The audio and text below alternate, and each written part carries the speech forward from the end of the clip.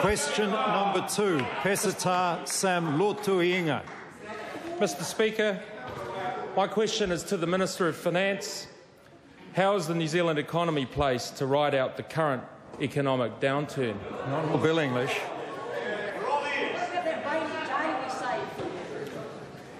Honourable Bill English. The economy starts from a mixed position.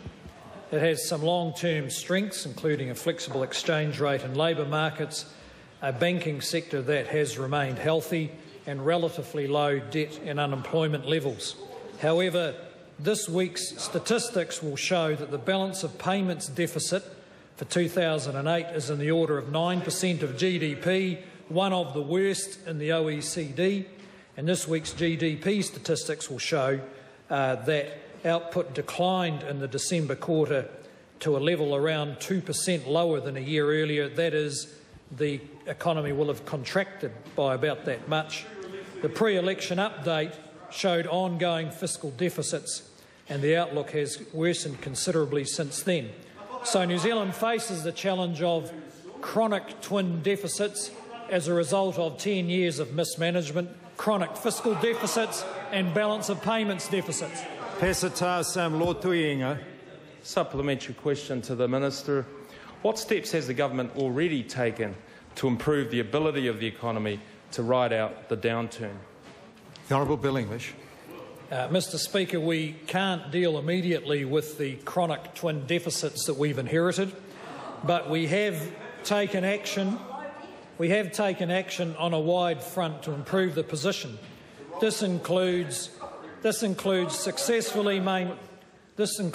far successfully maintaining the orderly operation of the banking system, a range of packages that were focused on assistance to small and medium businesses and an early start to infrastructure spending. We have also engaged actively with the unions and business via the Prime Minister's Jobs Summit, and there will be more announcements following on from that. The Honourable David Cunliffe. Mr. Speaker, can the Minister confirm why, if the IMF has expressed concern over New Zealand's current account deficit, he has gutted KiwiSaver, a scheme that makes a critical contribution to reining in the same current account deficit? The Honourable Bill English. Mr. Speaker, well, in the first place, there's no evidence that KiwiSaver is achieving that or would achieve it. And secondly, KiwiSaver has not been gutted. The government in this fiscal year will commit something around $1 billion of subsidies to KiwiSaver. We are effectively still subsidising savings when the government is in considerable debt. The Honourable David Cunliffe. Can the Minister confirm that recently IMF Mission Chief Ray Brooks stated, and I quote, that New Zealand's macroeconomic policy, particularly monetary and fiscal policies, have been very sound in recent years, and that he also praised the low level of government debt and the strength of the government's accounts, and said it was prudent fiscal management of the previous government that should be credited for this? Honourable Bill English. Well, Mr. Speaker, if he said that, I disagree with him. In fact, the current government is working day after day to try and bring under control the loose and reckless decisions on spending made by the last government. The Honourable Sir Roger Douglas. Speaker, my question is to the Minister of Finance. Will he explain to the House and the public of New Zealand how paying people to do nothing one day in 10 will help grow the New Zealand economy? The Honourable Bill English. Mr. Speaker, the 9-day fortnight is a measure that is designed to cushion the effects of significant restructuring that may occur as a result of the downturn. It is not intended to be a growth measure. Along with the restart package, which cushions the effects of redundancy for people who lose their jobs, it is part of the government's program of protecting people from the sharpest edges of recession while we take longer-term measures to get us through this recession and grow the economy to replace the jobs that are currently being lost. The Honourable Jim Anderton.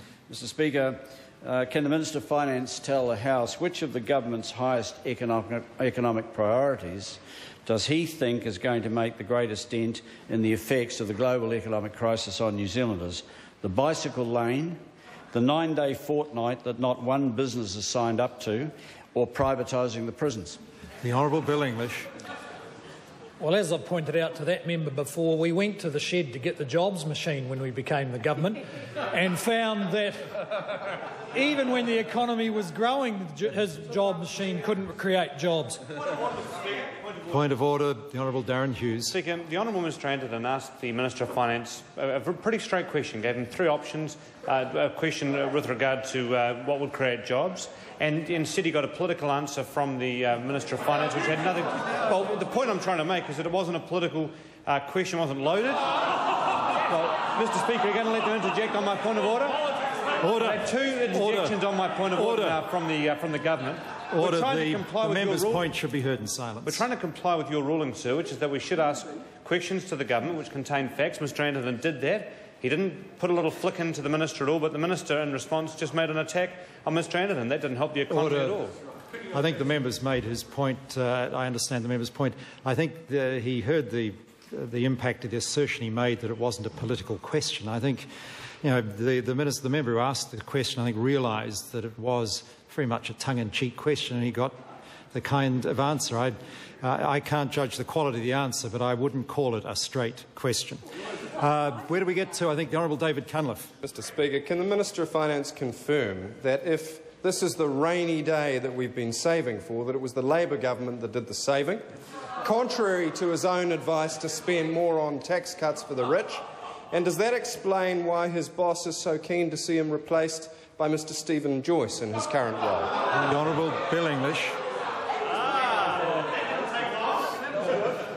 The Honourable Bill English. I can confirm that the Prime Minister was very pleased to see Dr Cullen replaced by me.